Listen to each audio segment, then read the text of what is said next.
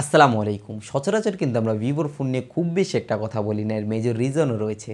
তারা ভাই যে উল্টা-পুল্টা দামের মধ্যে বাংলাদেশের মধ্যে অফিসিয়ালি ফোন লঞ্চ করে, সেই দামের মধ্যে ফোন কেনার কোনো প্রশ্নই হয় না। কিন্তু ভিভোর কিছু flagship phone particularly camera category এবং ডিজাইন ক্যাটাগরির মধ্যে যেই ধরনের ইউনিকনেস দেখাচ্ছে লাস্ট কয়েক বছর যাবৎ, সেগুলো সত্যিকার অর্থে ইমপ্রেসড করছে এবং পার্টিকুলারলি ভিভো একটা অন্য লেভেলের অন্য ক্যাটাগরির মানুষদেরকে টার্গেট করে ফোন বানায়, যেটার ইউনিকনেস কিনা আস্তে আস্তে তারা বাড়িয়েই চলছে। ফর এক্সাম্পল, ভিভো কিন্তু একদমই গিফটিং ক্যাটাগরির ফোন নিয়ে আসছে। যদি আপনি কাউকে কোনো একটা ফোন গিফট করতে চান, পার্টিকুলারলি আপুদেরকেই বলছি, তাদেরকে যদি আপনি গিফট করতে চান, সেই ক্ষেত্রে যদি আপনি একটা ইউনিক ফোন খোঁজেন, तू समझा? हाँ। नहीं, तू समझा नहीं।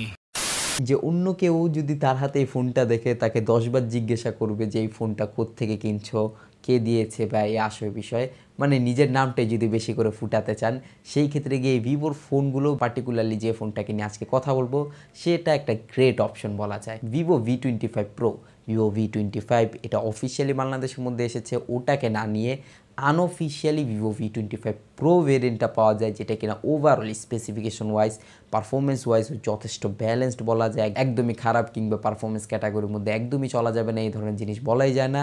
অ্যাকচুয়ালি আগেই বললাম যে এটা একটা গিফটিং ক্যাটাগরি ফোন, সেই ক্ষেত্রে গিয়ে ভিভোকে বলেও লাভ নেই। আপনার যদি বলিও যে ভিভো ওভার প্রাইসডে ফোন আনছে ওইটা সেটা, তারা পার্টিকুলারলি গেমার্সদের জন্য কিংবা পারফরমেন্স কেন্দ্রিক যারা ফোন চায় তাদের জন্য ফোন আনেই না। Why, Dada? Why? This is business. তাদের মেন কনজিউমারই হচ্ছে যারা কিনা সেলফিতে ভালো একদমই মেকআপওয়ালা ক্যামেরা চায়, মানে মেকআপ না করা থাকলেও চেহারা ফর্সা লাগবে দেখতে, এই ধরনের ফোন চায় তাদের জন্য। समझ रहे हो? समझ रहे हो आप? समझ रहे हो ना? बस। এবং সেকেন্ডলি ডিজাইনের মধ্যে একদমই উড়াধুরা পাংখা কিছু চায় তাদের জন্য এই ভিভোর ফোনটা।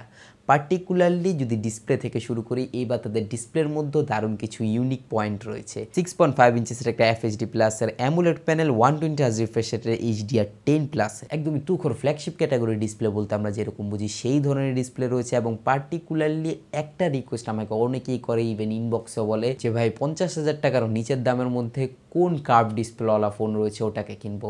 ওয়ানপ্লাসের তো রেকমেন্ড করাই যাচ্ছে না, এটা আপনারা কম বেশি সকলে জানেন গ্রিন লাইন ইস্যুর কারণে, কিংবা ওয়ানপ্লাসের ফোনগুলো সফটওয়্যার এক্সপিরিয়েন্স ইদানিং অনেক খারাপ যাচ্ছে। ওয়ানপ্লাস এগুলো নিয়ে খুব বেশি একটা কাজও করছে না, সেই জন্য গিয়ে এই বাজেট ক্যাটাগরির মধ্যে কোনো চয়েসই থাকছে না। স্যামসাং আগে অনেক ফোন নিয়ে আসতো, কিন্তু স্যামসাংয়ের হবে আলট্রা ভেরিয়েন্ট ছাড়া, মানে S22 আলট্রার মধ্যে কার্ভ ডিসপ্লে রয়েছে, এছাড়া তেমন কোনো ফোনই পাওয়া যায় না যেটার মধ্যে কিনা কার্ভ ডিসপ্লে অ্যাকচুয়ালি রয়েছে। সেই জন্য গিয়ে বাজেট ক্যাটাগরির মধ্যে ওয়ান অ্যান্ড অনলি অপশন হয়ে যায় যারা কিনা পার্টিকুলারলি কার্ভ ডিসপ্লের ফোনই চায়। এবং যেহেতু বললাম গিফট করার জন্য ফোন, সেই ক্ষেত্রে গিয়ে এটাও একটা ইউনিক পয়েন্ট যে যাকেই গিফট করেন সে যদি গেমার্স না হয়ে থাকে কিংবা পারফরমেন্স হাংরি না হয়ে থাকে, সেই ক্ষেত্রে গিয়ে ডিসপ্লেটা তার কাছে একদমই মাখনের মতো স্মুথ লাগবে, কিংবা এই ডিসপ্লের কারণে তার ফোনটা অনেক বেশি ভালো লাগবে। বাট ব্যাক সাইডের যে ডিজাইনটা রয়েছে ওটা একদমই এই ফোনটাকে ইউনিক করে তোলে। মানে কালার চেঞ্জিং ব্যাকের টেকনোলজিটা অন্য কোনো ব্র্যান্ডে প্রোভাইড করে না, এবং 50,000 টাকার নিচের প্রাইজিংয়ের মধ্যে এটা যে ধরনের স্পেসিফিকেশন ওভারঅল যে ক্যাটাগরির মানুষদেরকে টার্গেট করে বানানো, সেই ক্ষেত্রে গিয়ে কালার চেঞ্জিং ব্যাকটা একটা কি সেলিং পয়েন্ট থাকবে। যখনই কিনা আপনি রোদের আলোতে যাবেন, মানে একদমই ডিরেক্ট সানলাইটে, এটার কালার চেঞ্জ হয়ে যাবে এবং প্যাটার্ন ওয়াইজ আপনি কালারের মধ্যে অনেক ডিজাইনও নিয়ে আসতে পারবেন, টেক্সচারও নিয়ে আসতে পারবেন। বেসিক্যালি গেমার্স বাদে আপনি যদি পার্টিকুলার অন্য যে কোনো ক্যাটাগরির মানুষদেরকে টার্গেট করে এই ফোনটাকে গিফট দেন, কিংবা কেউ যদি একটা ইউনিক ফোন ইউজ করতে চায় তাদের জন্য এটা একটা বেস্ট অপশন, কিংবা ওয়ান অ্যান্ড অনলি অপশন হয়ে যায় এই বাজেট ক্যাটাগরির মধ্যে। কিন্তু কোনো ছায়াযুক্ত জায়গায় আসার পর এই ফোনটা আবার আগের রূপ ধারণ করে ফেলে, মানে শুধুমাত্র কোনো আলো কিংবা সানলাইটের মধ্যে গেলেই এটার রং একদমই চেঞ্জ হয়ে যায়, যে জিনিসটা কিনে এই ফোনটার সবচাইতে বড় ইউনিক পয়েন্ট হিসাবে দাঁড়ায়। বাদবাকি ক্যামেরা ক্যাটাগরির মধ্যে 64 মেগাপিক্সেল একটা প্রাইমারি ক্যামেরা রয়েছে, উইচ ইজ ডিসেন্ট। এবং আপনারা সকলেই জানেন যে ভিভোর ফোনগুলো কেনই বা আমাদের আপুমনিরা সবচেয়ে বেশি পছন্দ করে থাকে, এর ইউনিক ফিল্টার এবং যেইভাবে তারা কালো চেহারা সাদা বানিয়ে ফেলে। সেই ক্ষেত্রে গিয়ে পার্টিকুলারলি যারা একদমই সোশ্যাল মিডিয়া রেডি ছবি চায়, মেকআপওয়ালা ছবি চায়, তাদের জন্য ভিভোর ফোন বেসিক্যালি হিউম্যান ফেসের কালার টোনের কথা চিন্তা করলে চেহারা উজ্জ্বল করার ক্ষেত্রে ভিভোর ফোনের চাহিদা অনেক বেশি রয়েছে। नहीं, तू समझा नहीं। 64 মেগাপিক্সেলের ক্যামেরাটা দিয়ে যথেষ্ট ভালো ছবি পাওয়া যায়। ইভেন ক্যামেরা ক্যাটাগরির মধ্যে ভিভো অনেক ইমপ্রুভড করেছে আগের থেকে, যদিও বলছি না যে এই বাজেট ক্যাটাগরির মধ্যে এটা একদমই বেস্ট ক্যামেরা, বাট পার্টিকুলারলি অন্য ক্যাটাগরির মানুষদেরকে টার্গেট করে বানায়। বেসিক্যালি স্যামসাংয়ের ফোনগুলো এই বাজেট ক্যাটাগরির মধ্যে S21 FE যেটা কিনা রয়েছে ওটা সেলফি ক্যামেরা খুব বেশি একটা ভালো না। মানে স্যামসাংয়ের ফোনগুলো যেখানে সেলফি ক্যামেরার মধ্যে কলাপস করে ফেলে, এর অপোনেন্ট যদি বলি এই ভিভোর এই ফোনটাকে, তারা এই সেলফি ক্যামেরার মধ্যে সবচাইতে বেশি স্ট্রং। দেখছেন বিষয়টা?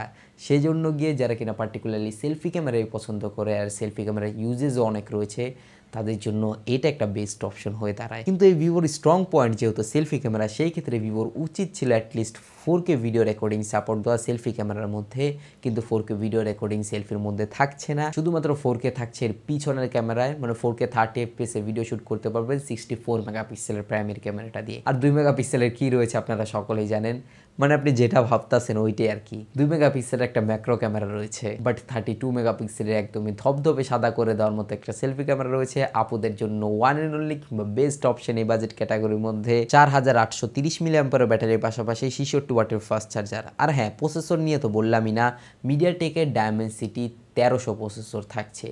এই বাজেট ক্যাটাগরির মধ্যে ভিভোর কথা চিন্তা করলে সেই ক্ষেত্রে গিয়ে এটা যথেষ্ট ভালো স্পেসিফিকেশনের সাথে এসেছে। মিডিয়াটেকের ডায়মেনসিটি 1300 এই বাজেটের কথা চিন্তা করলে ওভার প্রাইসড বলা যায়, বাট একদমই ফেলে দেওয়ার মতো প্রসেসর না, মানে আপনার জীবন যে আটকে যাবে ব্যাপারটা এই ধরনের বিষয় না। ভিভোর ইউনিক পয়েন্ট বুঝতে হবে, তারা কাদেরকে টার্গেট করে ফোন বানায়। বেসিক্যালি ডিজাইন ক্যাটাগরির মধ্যে যেই ধরনের জিনিস তারা প্রোভাইড করছে, সেই জন্য গিয়ে তাদের কোনো না কোনো একটা জায়গার মধ্যে কস্ট কাটিং করতে হতো। সেই জন্য এই জায়গার মধ্যে কস্ট কাটিং করতে হয়েছে প্রসেসর ক্যাটাগরির মধ্যে। বাট মেন কথা হচ্ছে, যদি আপনি গেমার্স না হয়ে থাকেন, এটা আপনার ডে টু ডে লাইফের ইউজিংয়ের ক্ষেত্রে কোনো প্রভাব ফেলে না।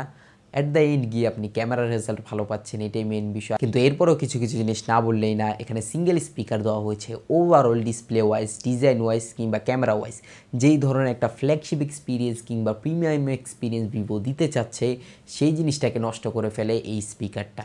যদি এখানে ডুয়েল স্টেরিও স্পিকারস দেওয়া হতো, এর এক্সপিরিয়েন্স একদমই অন্যরকম থাকতো। কিংবা ফার্স্ট ইমপ্রেশনে যারা এই ফোনটাকে ইউজ করবে, যেহেতু তারা গেমস খেলবে না, সেই ক্ষেত্রে গিয়ে ওভারঅল এক্সপিরিয়েন্সটাই তো চাইবে।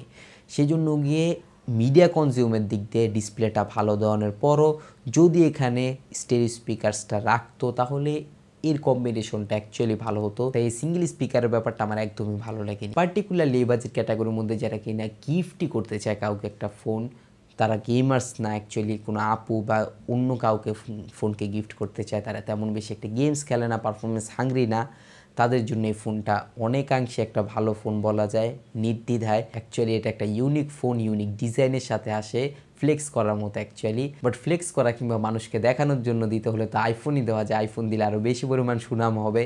সেই ক্ষেত্রে গিয়ে আপনার চয়েসেস থাকবে। কিন্তু এই বাজেট ক্যাটাগরির মধ্যে স্যামসাংয়ের অপশন রয়েছে, বাট ওগুলোর ল্যাকিংস রয়েছে।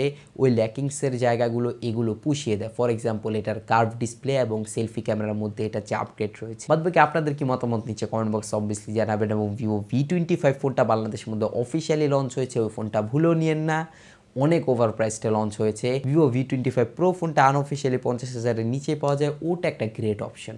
নিচে সাবস্ক্রাইব বাটনটা লাল থাকলে অ্যাজ এ রিকোয়েস্ট এক ক্লিকে কালো করে বেল আইকনটাকে অল করে দিন। I'll catch you guys in the next video. আল্লাহ হাফেজ।